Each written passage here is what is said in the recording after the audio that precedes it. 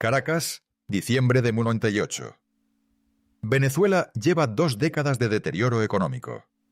Los partidos tradicionales, Acción Democrática y COPEI, han gobernado en alternancia desde los 60s y han producido, junto a una bonanza petrolera sin precedentes, una corrupción sin precedentes.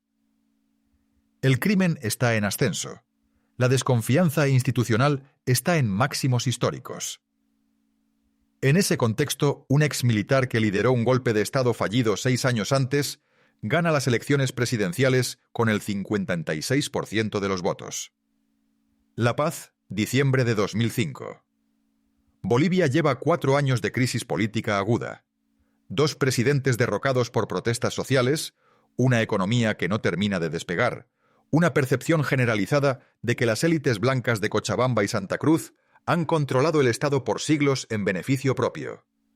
Un líder cocalero, sin formación universitaria formal, sin experiencia de gobierno, gana con el 53%. La mayoría más alta en décadas de democracia boliviana. San Salvador, febrero de 2019. El Salvador es el país más pequeño de Centroamérica y uno de los más violentos del mundo. Las pandillas controlan barrios enteros.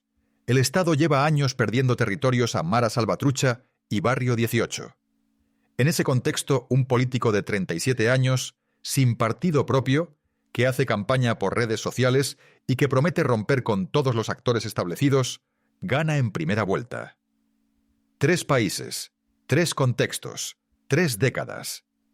Pero el mismo patrón estructural. Y la misma pregunta que los modelos políticos tradicionales no saben responder. El análisis político convencional trata estos 3 resultados electorales como fenómenos independientes. Chávez fue un producto del petroestado corrupto. Evo fue la expresión de la demanda indígena postergada. Bukele fue el candidato de las redes sociales y la generación millennial. Todos esos análisis son correctos, pero todos esos análisis son insuficientes porque ninguno responde la pregunta de fondo. ¿Qué tenían en común los votantes de esos 3 líderes en países distintos, con culturas distintas, con historias distintas, que los llevó a tomar la misma decisión electoral bajo condiciones análogas? La respuesta no está en la ciencia política, está en la psicología cognitiva. Desde los años 50, cuando Theodor Adorno publicó su trabajo sobre la personalidad autoritaria, pasando por las investigaciones de Bob Altemeyer en los 80s y los estudios de neurociencia política de la última década, se ha ido construyendo un cuerpo de evidencia sólido sobre las condiciones psicológicas que hacen a los individuos, a cualquier individuo en cualquier cultura, más receptivos a liderazgos de mano dura. La ciencia no dice que estos votantes sean irracionales. Dice exactamente lo contrario, que están siendo completamente racionales, pero con un procesador de información que opera bajo condiciones de estrés de maneras muy específicas y muy predecibles. Lo primero que hay que abandonar para entender este fenómeno es el espectro político tradicional. Chávez es de izquierda. Bukele es inclasificable. Empezó en el FMLN, partido de izquierda, y terminó aliado con sectores de derecha. Evo Morales es de izquierda. Pero el hecho de que 2 de los 3 sean de izquierda no explica nada, porque el mismo patrón psicológico que vemos en Venezuela 1998 se documenta en el ascenso de Fujimori en Perú en 1990, un presidente que aplicó un autogolpe en 1992, y en el de Bolsonaro en Brasil en 2018, que es de derecha extrema. El denominador común no es ideológico, es el perfil de amenaza que enfrentaban los votantes en el momento de la elección y el tipo de respuesta psicológica que ese perfil de amenaza activa. Eso es lo que la neurociencia política lleva 3 décadas intentando explicar, con cada vez más evidencia empírica y cada vez menos espacio en el debate público latinoamericano. El psicólogo Bob Altemeyer pasó 30 años desarrollando y refinando lo que llamó la escala de autoritarismo de ala derecha, RWA por sus siglas en inglés. Lo que encontró no fue una característica fija de personalidad, sino un conjunto de predisposiciones psicológicas que se activan bajo condiciones específicas. 3 predisposiciones en particular: La primera es la sumisión autoritaria, la tendencia a deferir a figuras de autoridad percibidas como legítimas, especialmente cuando esa autoridad promete orden frente al caos. La segunda es la agresión autoritaria, la disposición a apoyar el uso de fuerza contra grupos percibidos como amenazas para el orden social: migrantes, criminales, minorías, opositores. La tercera es el convencionalismo, la preferencia fuerte por normas sociales establecidas y la resistencia a cambios que perciben como desestabilizadores. Lo crucial de los hallazgos de Altmeyer, y esto es lo que hace su trabajo tan incómodo para el discurso político, es que estas predisposiciones no son fijas, son latentes, están en todos nosotros en diferentes grados, y se activan o se desactivan en respuesta a condiciones ambientales. La condición activadora más potente y más documentada es la amenaza. La investigación de neurociencia política del siglo XXI ha añadido una dimensión que Altmeyer no podía tener en los años 80, la capacidad de ver el cerebro en funcionamiento mientras procesa información política. Los estudios de neuroimagen han encontrado diferencias consistentes y reproducibles en la actividad cerebral de personas con distintas orientaciones políticas. Pero más relevante para nuestro análisis, han encontrado que la sensibilidad a las amenazas, medida por la reactividad de la amígdala y de la ínsula, correlaciona directamente con la preferencia por líderes que prometen protección, orden y seguridad, independientemente de los costos que esa protección implique para las libertades civiles. John Yost, de la Universidad de Nueva York, ha documentado esto en lo que llama teoría de justificación del sistema. Los individuos que experimentan mayor incertidumbre y amenaza tienden a justificar y apoyar los sistemas de poder existentes, o a demandar sistemas alternativos que perciben como más seguros, incluso cuando esos sistemas no están objetivamente en su interés. Y aquí está el dato que más incomoda a los analistas políticos. Esto no tiene correlación significativa con el nivel educativo. Un estudio de 2017 publicado en el Journal of Personality and Social Psychology encontró que la educación universitaria no reducía significativamente la activación de estas preferencias bajo condiciones de alta amenaza percibida. El cerebro autoritario no es el cerebro ignorante, es el cerebro bajo miedo.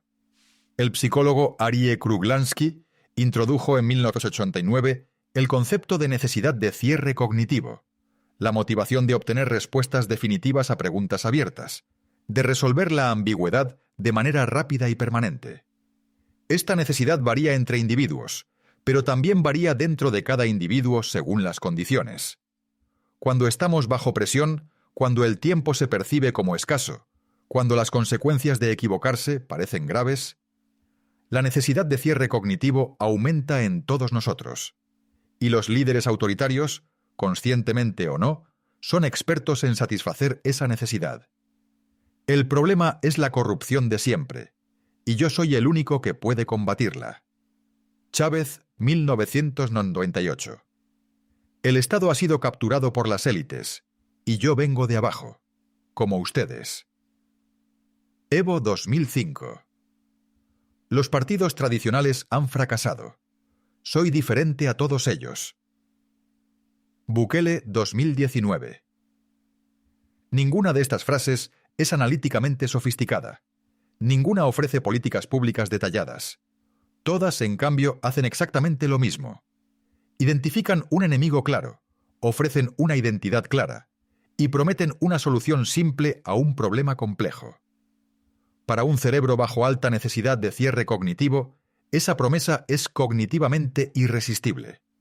No porque el votante sea estúpido, sino porque su sistema de procesamiento de información está priorizado para la velocidad y la certeza sobre la precisión. Venezuela 1998 es el caso más puro del modelo que estamos analizando, porque el entorno de amenaza estaba totalmente activado en todas sus dimensiones simultáneamente. Amenaza económica.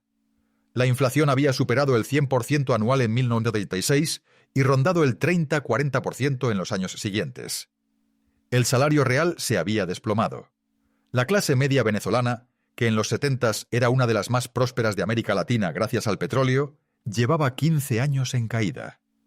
Amenaza de seguridad. Caracas era una de las capitales más violentas del hemisferio. El crimen callejero había dejado de ser una estadística para convertirse en experiencia directa de millones de familias. Amenaza institucional. El Caracazo de 1989.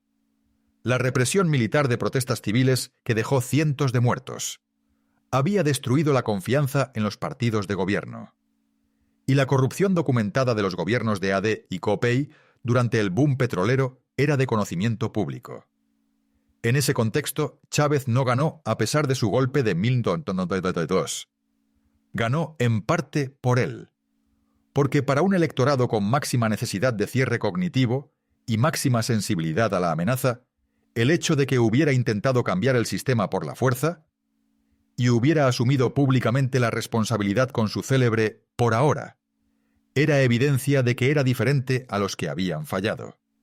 El modelo racional de elección no puede explicar esto. El modelo de psicología cognitiva sí.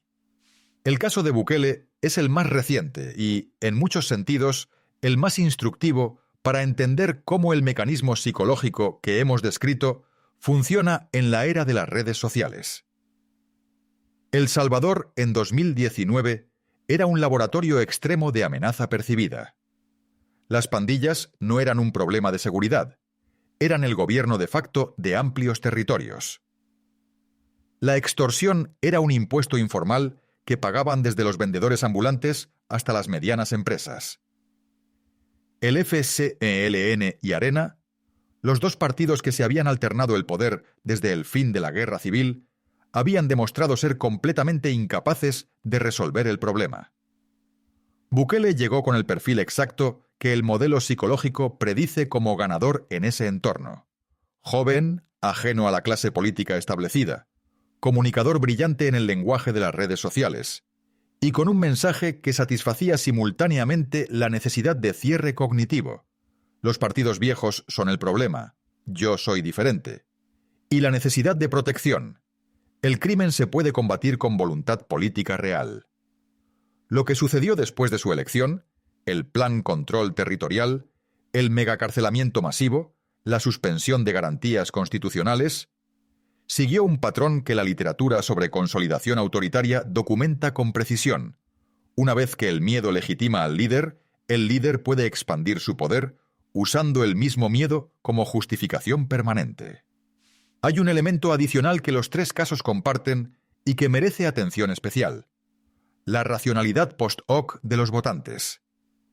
Las encuestas realizadas con votantes de Chávez, Evo y Bukele, después de sus elecciones, no muestran a personas que hayan sido engañadas o que no supieran lo que votaban. Muestran personas que tomaron una decisión consciente basada en una evaluación muy clara de sus opciones. Las alternativas conocidas habían demostrado fracasar, y el candidato desconocido ofrecía al menos la posibilidad de algo distinto. Esto es perfectamente racional. El problema no es el razonamiento de los votantes. Es que ese razonamiento opera bajo condiciones de información incompleta y alto estrés emocional, lo que hace que el componente afectivo, el miedo, la necesidad de protección, la búsqueda de certeza, domine sobre el componente analítico. Los modelos de elección racional fallan no porque los votantes sean irracionales, sino porque asumen que racional significa maximizar información y minimizar sesgo.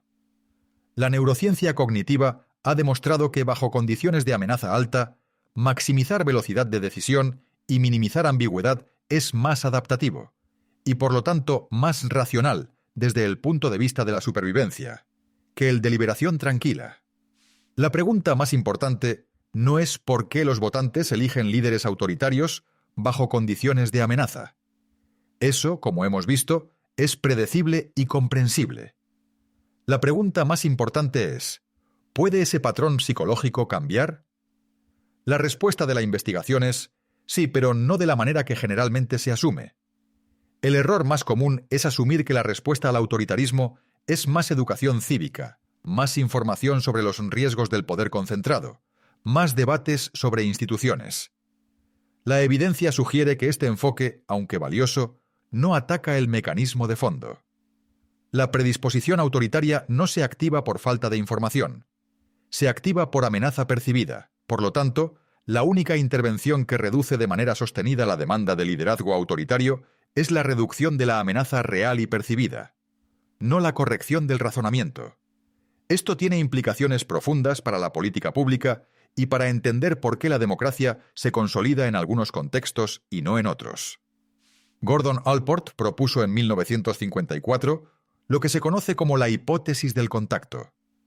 La idea de que la reducción de la animosidad entre grupos, y por extensión, la reducción de la percepción de amenaza, requiere no argumentos sino experiencias directas que contradigan la narrativa de amenaza. La investigación posterior ha refinado considerablemente esta hipótesis, pero su núcleo se ha sostenido. El cambio de actitudes profundas, las que están enraizadas en respuestas emocionales y en patrones de activación amigdalina, ocurre principalmente a través de la experiencia, no de la argumentación. Aplicado a la psicología política latinoamericana, esto sugiere algo específico. Las democracias que han logrado resistir el ciclo autoritario son aquellas que han logrado sostener períodos suficientemente largos de seguridad real y de confianza institucional real para que los ciudadanos acumulen experiencias que contradigan la narrativa de que solo un hombre fuerte puede protegerlos. Uruguay es el ejemplo más consistente en la región, no porque sus ciudadanos sean psicológicamente distintos, sino porque varias décadas de relativa estabilidad institucional han acumulado suficiente evidencia experiencial como para que la demanda de liderazgos de mano dura sea estructuralmente más baja que en sus vecinos. La diferencia no es cultural ni racial ni de carácter nacional. Es la diferencia que produce la acumulación de experiencias de seguridad versus la acumulación de experiencias de amenaza. Volvamos por última vez a nuestras tres elecciones. Venezuela 1998, Bolivia 2005, El Salvador 2019.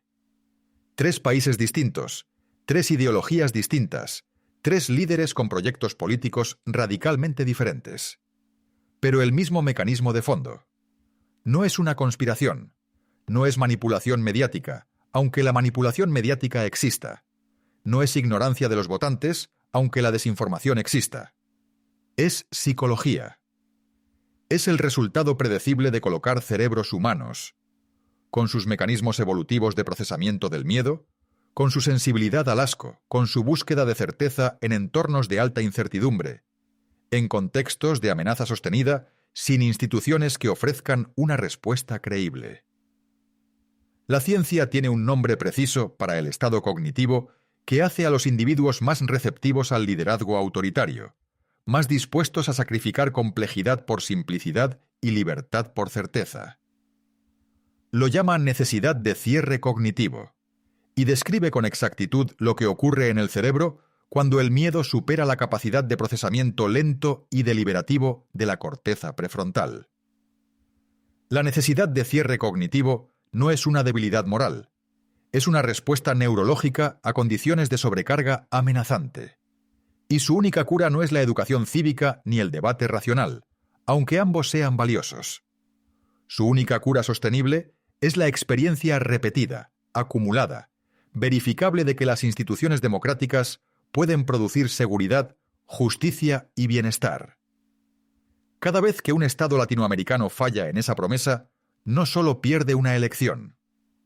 Recalibra el cerebro de millones de ciudadanos hacia una respuesta que, en el próximo ciclo de amenaza, volverá a pedir lo mismo. Un líder que prometa certeza donde solo hay complejidad, orden donde solo hay caos, y un enemigo claro donde solo hay problemas sin solución fácil. Eso no cambia con argumentos. Cambia con tiempo, con instituciones que funcionen, y con la paciencia improbable de construir confianza en sistemas que históricamente la han traicionado. Esa es la tarea más difícil de la democracia latinoamericana, y es, también, la única que importa. Fin del acto 4. Concepto central. La necesidad de cierre cognitivo. Need for Cognitive Closure. Kruglansky, 1989.